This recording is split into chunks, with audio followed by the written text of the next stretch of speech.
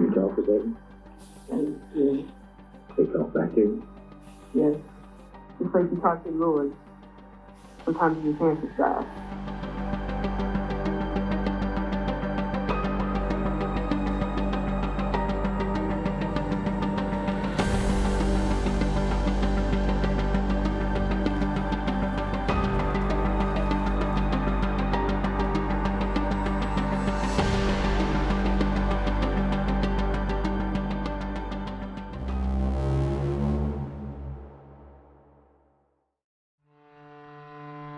We exited that room, went right again down the hallway. We encountered Nathan's room, and in that room we find Nathan's father's head in a basin, wash basin, that they used to use back in the old times, with burnt ashes around it. And on the walls of his room there's all kind of satanic symbols, pictures. Then we exited that room, walked into the father's room, and that's where his father was laying. His body? Yeah, his body, the rest of the body.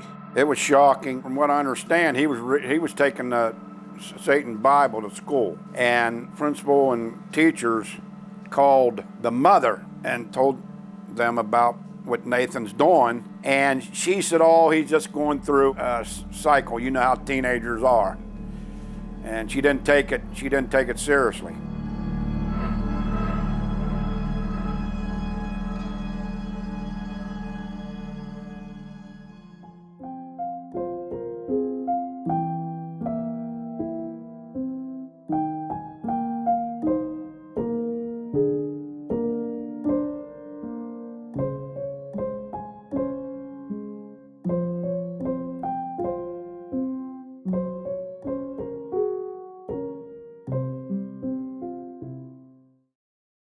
My parents were just starting in law enforcement at the time, but growing up, it was like the horror story they told. This Nathan Brooks case is the most gruesome and terrifying demonic possession case that I've ever worked. He went through with the entire things that the demons wanted. Most of the times, we get to people before they've committed some type of violent act. You know, there's a lot of warning signs that lead up to it.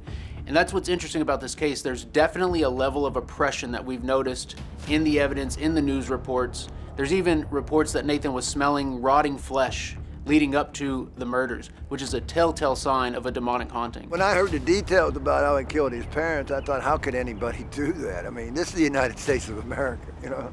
We're supposed to be one nation under God. One nation under what is that? That's one nation under hell, ain't it? I mean, I don't know what else to say about that. The story with both my parents being in law enforcement, especially in this county, it was folklore. I mean, if you haven't heard the Nathan Brooks story, then you must be an implant in this area, not originally from here. On a night of, I believe it's September 30th, 1995, Brooks went into the house and he murdered both his mother and his father.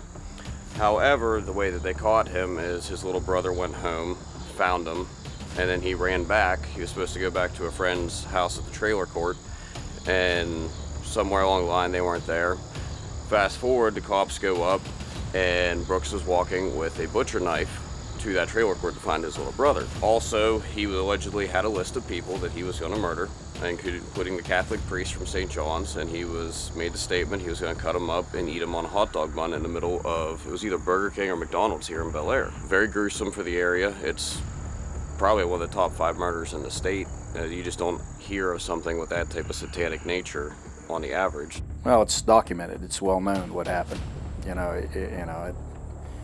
I wouldn't want to go back and visit that. It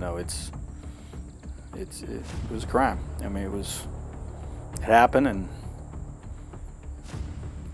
I guess you try to forget about it. Yeah. So.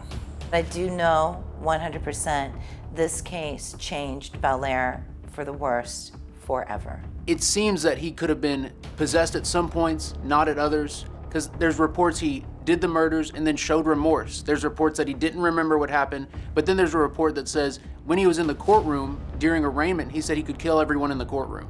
So there's these reports that maybe he's going in and out of possession, but there's definitely a level of demonic influence in this Nathan Brooks case.